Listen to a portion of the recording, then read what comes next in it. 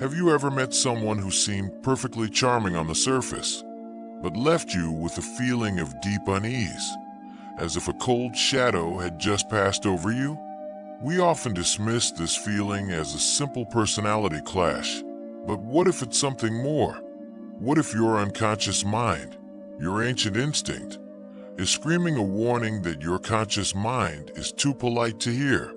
Carl Jung, the master explorer of the human soul, taught us that evil is not always a force of overt destruction. It often hides in plain sight, a psychological malignancy disguised by social grace and conventional smiles. Jung understood that the evil person isn't just a comic book villain. They are a psychological archetype, a person whose inner world is so fractured and unintegrated that their very existence becomes a source of psychic poison for those around them.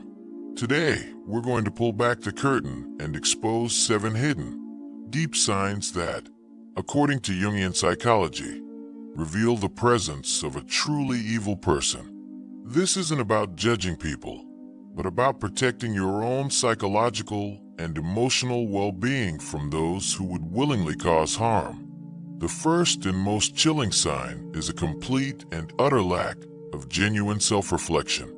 An evil person cannot, and will not, look inward.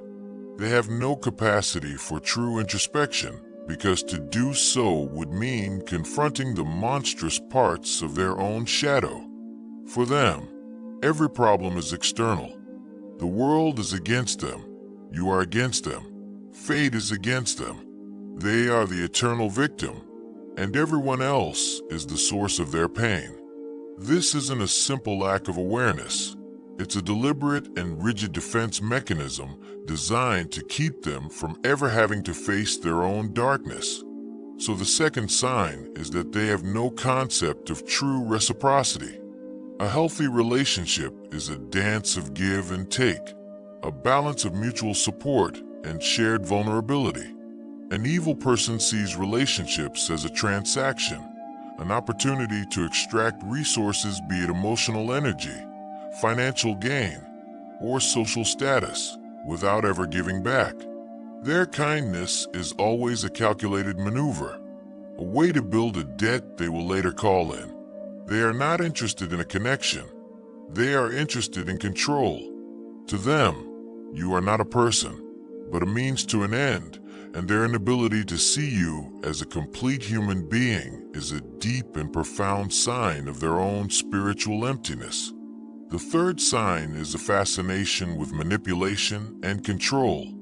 They don't just manipulate to get what they want. They enjoy the act of it. The subtle game of psychological chess, the thrill of getting someone to do something against their own best interest, this is their true pleasure. They are masters of gaslighting, of shifting blame, and of planting seeds of doubt in your mind.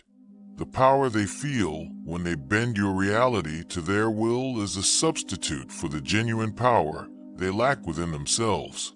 This is not about winning an argument, it's about owning your mind. Fourth, they possess a profound and unsettling ability to lie without guilt. For most people, lying causes internal conflict, a flicker of shame, a sense of unease. For the truly evil person, lying is as natural as breathing. They do it with a calm detachment, sometimes with a surprising degree of sincerity. They are not just lying to deceive you.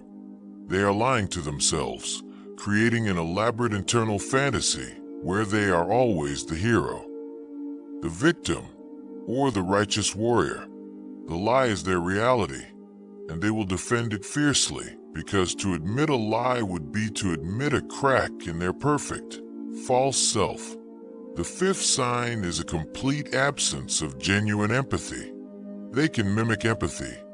They can say the right words and make the right facial expressions, but you will never feel their compassion in your soul. They are emotional chameleons, mirroring the feelings of others to appear normal, but they feel no genuine connection to your pain or your joy. Your feelings are just data points for them to use. This isn't a flaw. It's a fundamental part of their psychological architecture. The pain of others is either meaningless to them or, in the most extreme cases, a source of twisted gratification. Sixth, they will seek to isolate you from your support system. They will do this subtly, planting seeds of doubt about your friends and family, creating conflicts, and making you feel like you are the only person who truly understands you. This is a strategic move to cut you off from any alternative perspectives that might expose their manipulative behavior. The more isolated you are, the more control they have. The less you trust others, the more you have to rely on them, and that is exactly where they want you to be. This is a form of psychological siege, designed to destroy your connections and leave you alone in their web. Finally, the seventh and most terrifying sign, an unshakable belief in their own superiority and exceptionalism.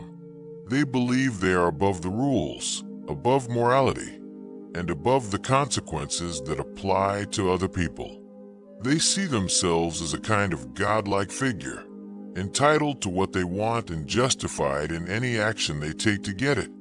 They will violate boundaries, break promises, and betray trust without a moment's hesitation, because in their mind, their desires are the only thing that matters. This isn't just arrogance. It's a deep and dangerous delusion that makes them capable of unimaginable cruelty, all in the service of their own perceived greatness. Jung's work gives us the tools to understand this.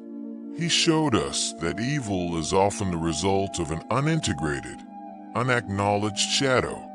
It's not a monster under the bed, but a person who has completely denied their own humanity, their own flaws, their own capacity for love and empathy.